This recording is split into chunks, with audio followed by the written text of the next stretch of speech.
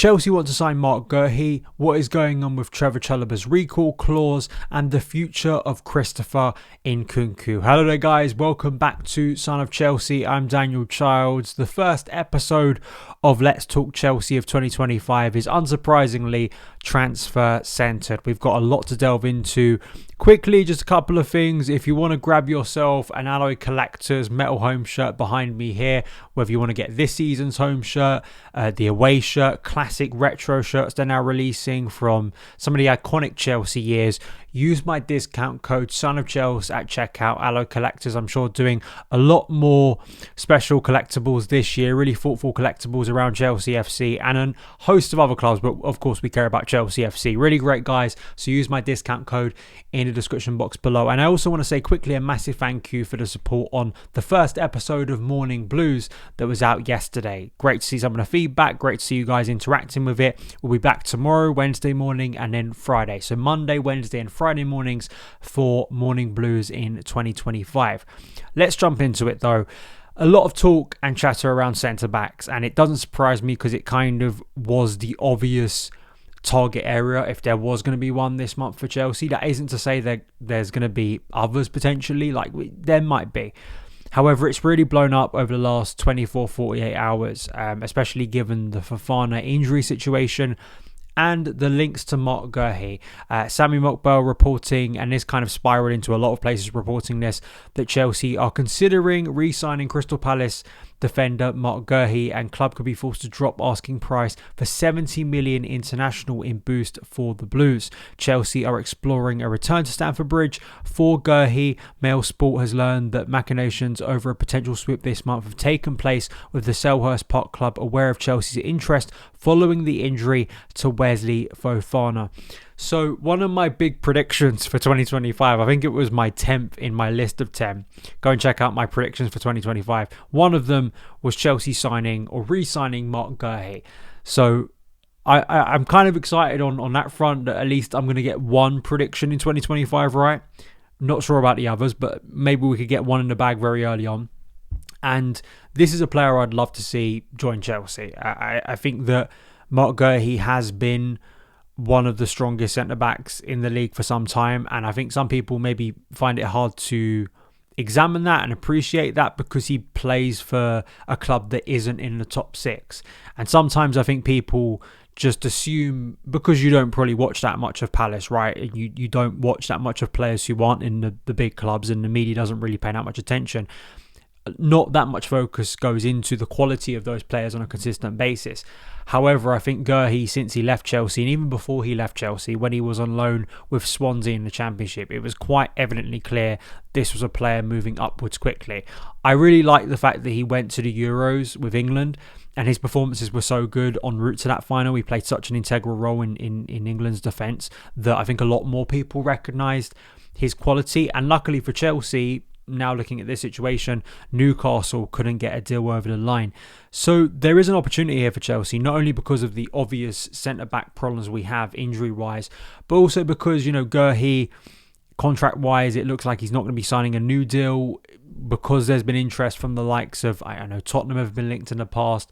I'm pretty sure Chelsea have been previously linked, and we know Newcastle were at least seriously interested last summer. He will be wanting to make that next step in his career. He's at a point of his career, getting into the prime years. He'll want to make a move.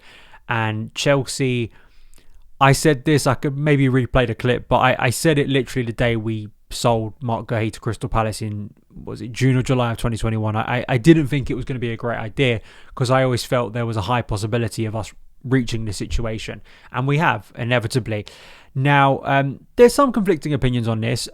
Some I really respect. Jessica Frotter, a guest I've had on the show before, made the point that, if this means that Josh Achimpong doesn't get, much development time, and there's that excitement and that opportunity because of the injury situation, that Josh Achimpong could actually play a big role for the rest of the season, and the incredible development and credit that could do for him as a player at Chelsea. I'm not sure the guarantee on that, but at the same time, I understand it. I understand the rationale behind it, absolutely. There's also some chatter in terms of Guehi playing more on the left side of defence. However, he is a player who I think does have the capability to be a bit versatile. We've even seen Levi Colwill play on the right side of Chelsea's defence a little bit this year when needs must. So we've talked so much about defenders, and I'll add to this my point that I think is key here. Guehi would walk in and I think very quickly assert himself, and also you wouldn't have that fear of buying someone from a foreign league that you kind of have no understanding of the quality level and the transition halfway through a season. That also is the risk when you do sign players midway through the season, as it is in the summer, but especially midway through the season, that they have to acclimatise very quickly to a new culture, a new environment. So 70 million, I actually think it could be less. Chelsea, I believe, put some form of buyback or percentage in the initial deal that took Guehi to Palace in 2021. So maybe it actually be a little bit lower. And negotiating wise, in some ways, I know we never got to this stage with Declan Rice, but inevitably it happened with Declan Rice that the longer you keep a player who is not signing that contract, you have to sell him at some point. Now, they got a ridiculous fee, West Ham, for him. Guehi's not going to be sold for over 100 million. I mean, Chelsea are going to have to do some real work to make that happen. It's really bad negotiating. However, there is a ticking clock here, and maybe that's why Palace could be prompted to sell. And also, you've got to combine this with Trevoh Chalobah. Now, I spoke about Trevoh Chalobah yesterday, and if Chelsea do not look or seriously want to sign someone permanently this month, recalling Trevoh Chalobah from a footballing point of view, I think makes a lot of sense. I'm a big fan of Trevoh Chalobah. I think he's been one of Chelsea's more reliable centre-backs over the past however many years it is, since like 21, since that summer actually that Guehi made his way to Palace. Now, there were, talk of whether the recall option was there. It absolutely is there, and the Athletic reporting yesterday that recalling Chalobah is kind of one option this month. It could be signing a new player, it could be bringing back Chalobah, it could be both. Rob Prattley, we were having a bit of discourse on X last night, and he said, that there's a wild card scenario where we sell Axel Disasi. That's another one that's now being reported. Chelsea would like to sell Disasi, and you bring back not only Chalobah, but you buy another centre-back on top of that.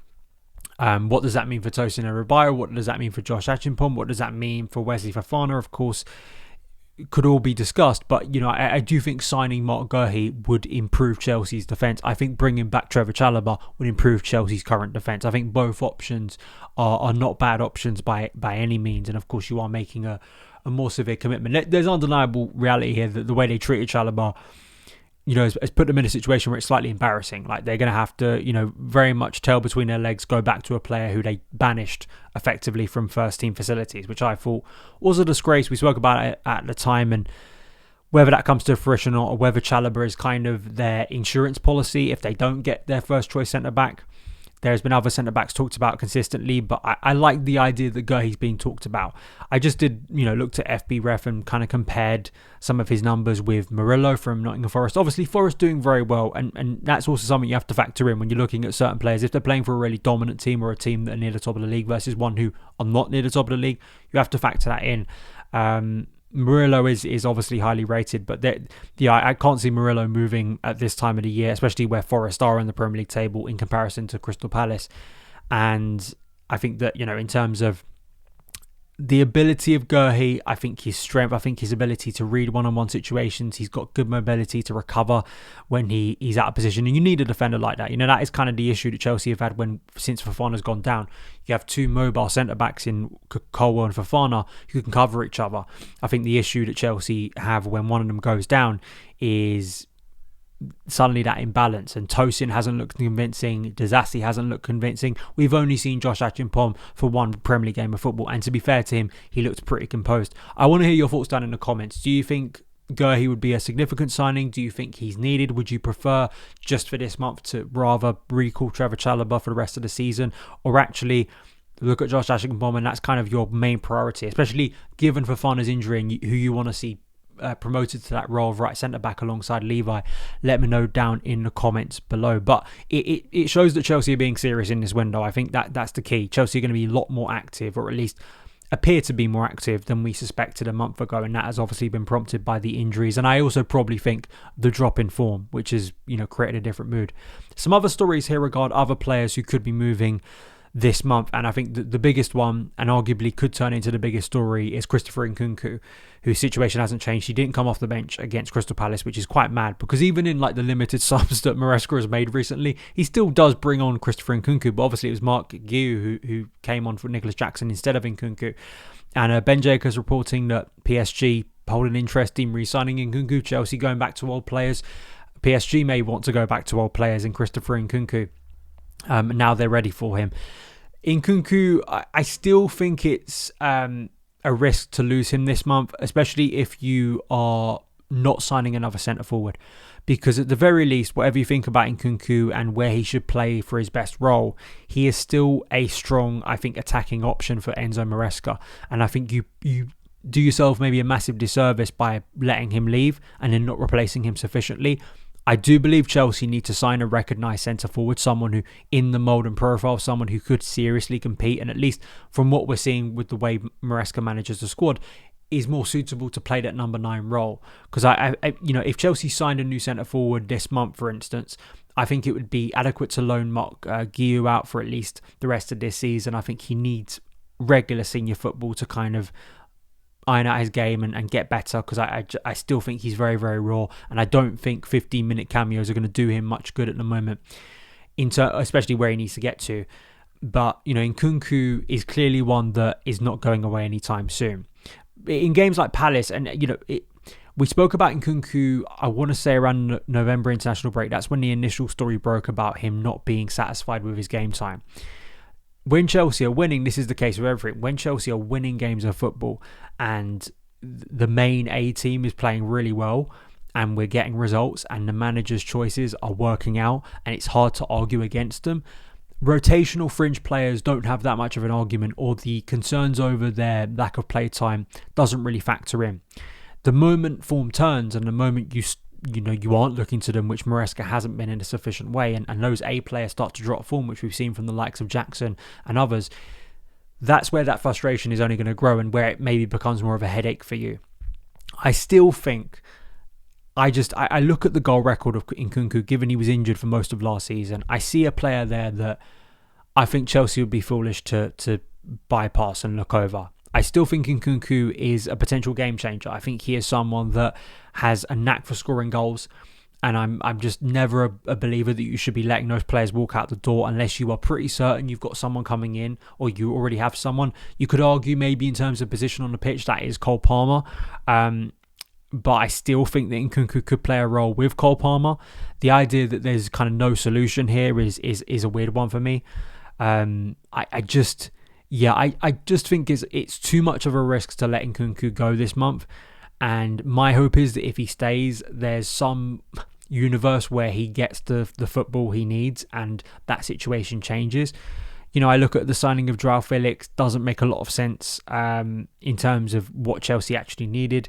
In terms of what Maresca would have wanted, if instead of Joao Felix we got Samu Amorodian, I think Chelsea would be in a radically different situation. Not that we'd be, significantly better in the Premier League table. Who could say that? It's just in terms of obvious options that Maresca would clearly then look to, because it's clear to me he did it against Ipswich, and he did it against, if I remember rightly, Southampton. But I can't see Nkunku being the centre forward for an extended period of time. And other than doing what I think some of us have thought about, is moving Cole Palmer to the right a bit more, and then you play Palmer behind Nicholas Jackson. Because of the way I think Maresca sees his wide players, does that actually get the best out of Cole Palmer, who's been able to play this kind of free role? But I think that the job of a coach is obviously to have principles, but I think it's also to get the best out of the players in front of them. And because we're going through a difficult run, I just think looking at Nkunku, who isn't injured, who has scored quite a few goals when he has played this year, obviously not in the Premier League because he hasn't played that much in the Premier League, I think it'd be foolish to overlook him. Am I being, too dramatic about it? Am I, overinflating, Nkunku and actually it is the right time to move him on? I just still feel there's something there, and I always feel like you want to have a fair chance to look at a player, especially ones with the talent and stature of, I think, Nkunku, because I think Nkunku would go to PSG and he'd go somewhere else in Europe and he'd start banging in goals consistently. Does that mean he was perfect for Chelsea? I'm not sure. However, what I don't want to be, as I've seen so many times at Chelsea, we let a player like Nkunku go, and then in like 2 years' time, we've got no goals up front, and suddenly we're asking where the goals are. I have a lot more confidence with this attack. That won't happen. I think Jackson is still a very good centre forward. I think he will develop into an even better one. Palmer is obviously insane with his goal tally. I still think wide players, Madueke, I could still see having quite a prosperous career at Chelsea. We've got, of course, in the future, we've got Esteval and Kendry Pires arriving, and Jadon Sancho, I think, has been more positive than negative this season for Chelsea. He needs to do a lot more in terms of end product himself, but yeah, it's a conflicting one. The only other thing to speak about, I saw a wild Kobe Minu story, which I really think is a nothing burger. It's reported that Chelsea could lead the race for him if he leaves Man United at the end of the next 2 years, because nothing's happening there. But central midfield is still an area. It's probably the third area. You can weigh in the comments below. What do you think is the biggest priority? Centre back, striker, central midfield. How do you rate those three? To me, I would probably go centre back, striker, central midfield, as I just laid them out. But maybe you feel central midfield backup especially is more important, because that area arguably is looking a little bit light at the moment. But apparently Chelsea are weighing up to recall one midfielder, but it isn't Andre Santos. It's Leslie Ugochukwu, who's been at Southampton. Absolutely terrible, loan for him. Not in the sense that he's got no minutes, but it's one of the worst Premier League teams we've ever seen, unfortunately. And it seems via David Ornstein, so a very good source, that Chelsea are not intending to end Santos's loan at Strasbourg. So people wishing and hoping that could happen. Now, to be fair, we went from in like literally under like 24 hours, it felt like we went from Chalobah, there's no recall clause, there's no point talking about it, to he has a recall clause and Chelsea considering loaning him. So we sit in an era of Chelsea, and as Chelsea fans, we know this, things can change within mere hours. I understand maybe from Santos's, I've talked about this before, his player kind of development. I can understand why it would be beneficial for him to stay at Strasbourg for the rest of this season and continue on what has been a very successful loan spell stretching back to the second half of last season. However, if we talk about Chelsea and the priority of Chelsea and having the best midfield and having the best midfield options that you really want to use as well, I think Santos would improve our options. I've been passionate that Chukwuemeka should have been given more of a look in. He hasn't been. We've had a brief look at Raksaki in the Conference League it was mainly the Conference League. I was trying to think if he had a Carabao Cup minutes earlier in the season, but I suspect he'll probably get a look in the FA Cup as well. Dewsbury Hall, less said the better. And then Cesare Casadei is likely moving to Torino.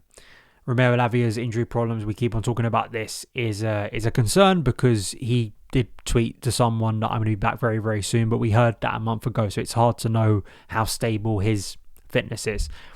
But Leslie Ugochukwu obviously is a young player. He's a very young player. Actually, to be fair, in the very limited minutes I watched him last season, I actually didn't think he was that bad, but that was under a different head coach, a different time. But it does feel a little bit weird to me that out of those two, they're preferring to bring back Ugochukwu rather than Santos, or maybe internally they just believe that they don't want to disrupt this form of Santos. But then does that actually help your squad? Could actually it be a benefit for Santos to get acclimatized to the Chelsea culture 6 months earlier than he probably will when he returns in the summer? And I suspect makes his transition firmly into the Chelsea first team. So those are the stories today. I think Marc Guehi, that feels like it could be the big story of this month, as is Christopher Nkunku.